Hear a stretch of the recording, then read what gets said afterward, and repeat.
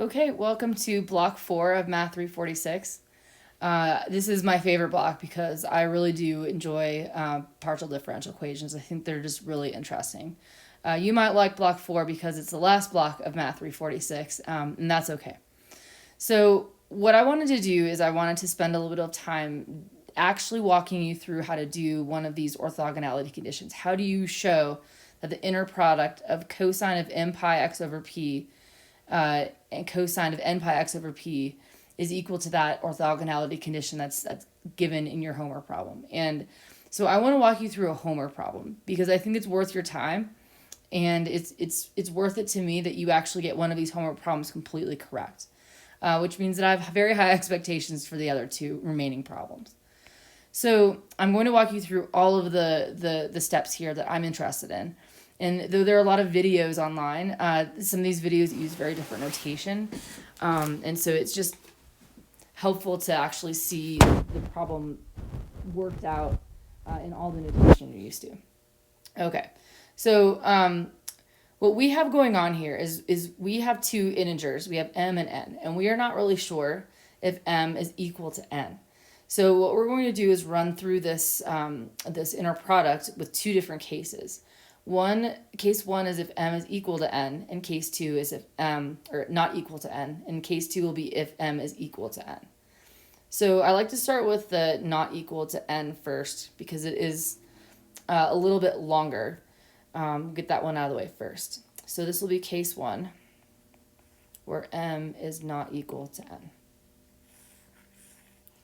So I will copy this equation that I've written at the very top because we'll need it.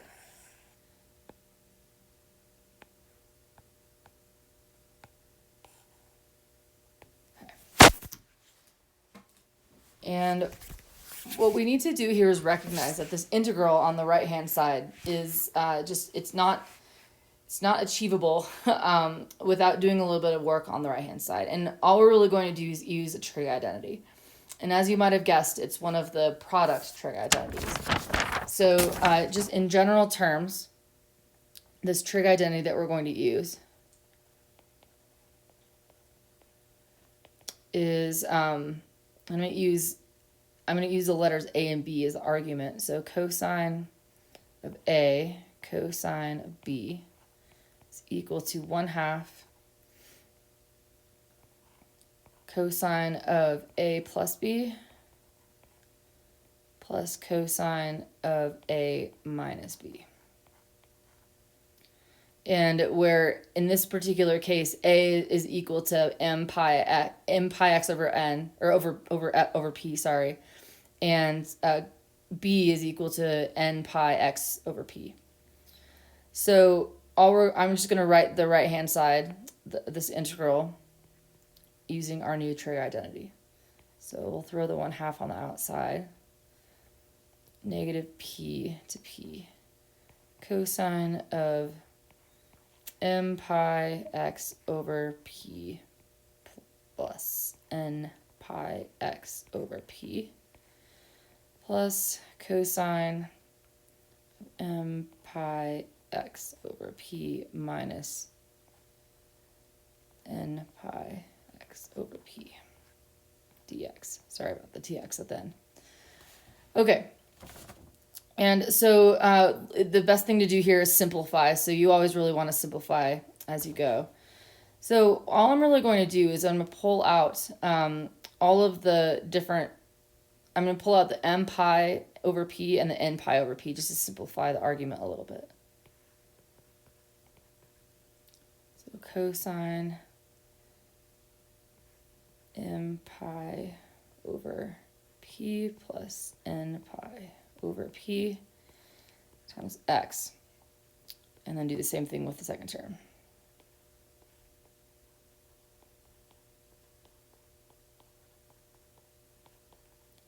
X dx.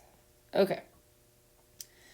The next thing we're going to do is actually integrate. So if you recall, the just integrating a trig function and the chain rule is really all you need at this point. So we have 1/2, and I'm just going to be really careful here with all these different terms. So I have 1/2, and we'll just work with this first term here. integral of cosine of sine, and it's all of this inside stuff, pi over p plus n pi over p times x, and then divide through by the inside. So m pi over p plus n pi over p. Okay, and we're evaluating this from negative p to p. And then we do the same thing for the second term. And I'm actually just going to write these as two separate terms here, just so it's easier to see. Otherwise, it'll get squished on the end. So integral again is sine m pi over p minus n pi over p x over m pi over p minus n pi over p. And this again is evaluated from negative p to p.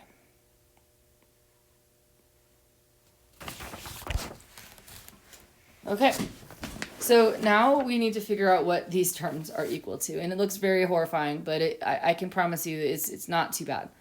So what we really want to look at here is we want to figure out what this sine term will end up being.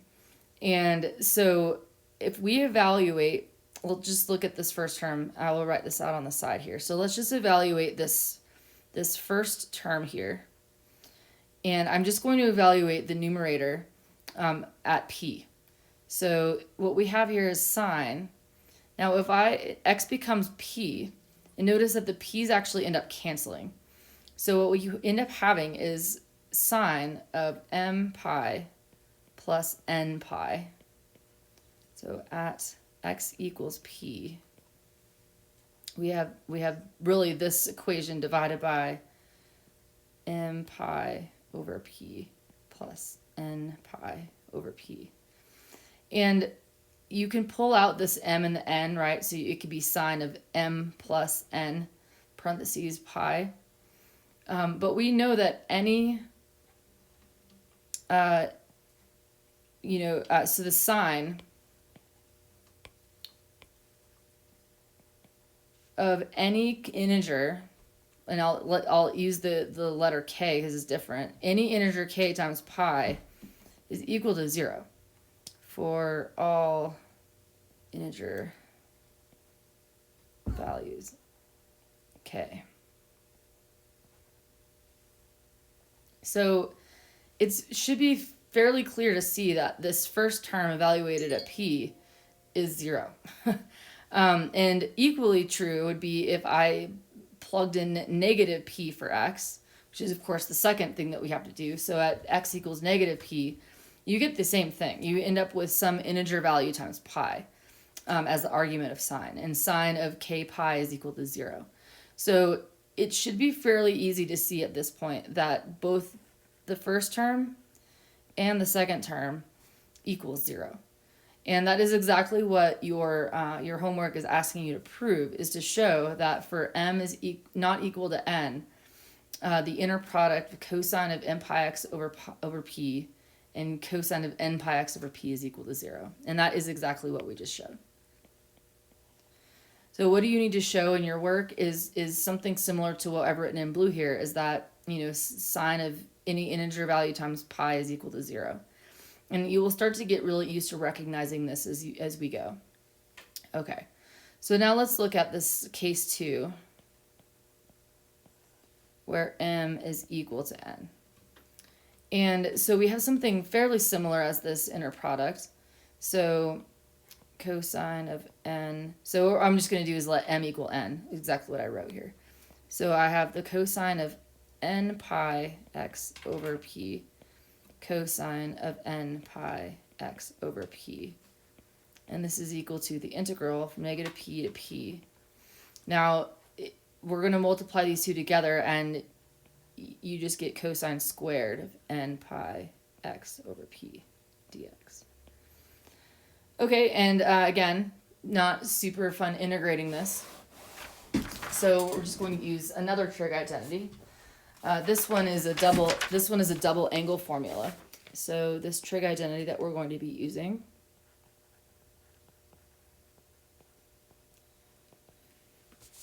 is going to be cosine of 2a is equal to 2 cosine squared of a minus 1. So this is the trig identity. It's a double angle formula that you can see where a is just going to be the argument of cosine. So if you just simplify, or if you solve for really, what are we trying to solve for? We're trying to solve for this cosine squared of a right here, right? So if we isolate that, what you end up with is cosine squared of a is equal to 1/2 1 plus cosine of 2a. Of course, where a here is equal to n pi x over p. Okay, so if we replace this trig identity, or replace our cosine squared term with this trig identity, get negative p to p. I'll throw the 1/2 on the outside. 1 plus cosine of 2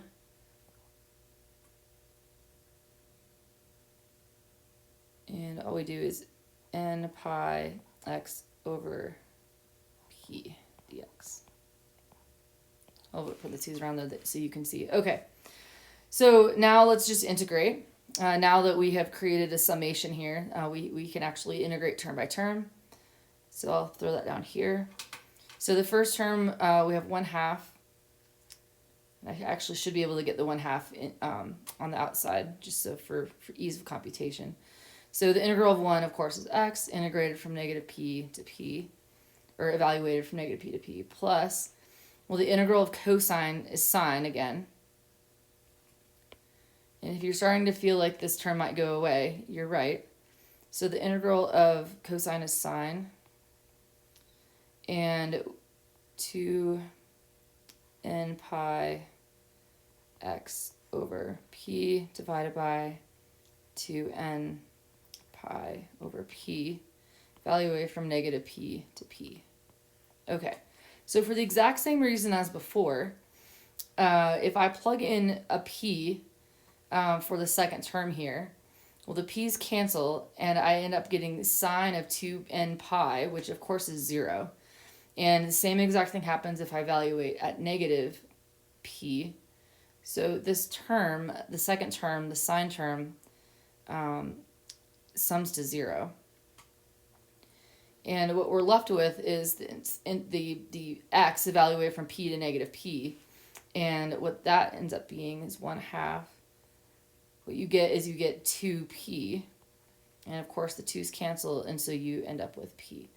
So this is actually exactly what we wanted to show, is that that this inner product equals 0 if m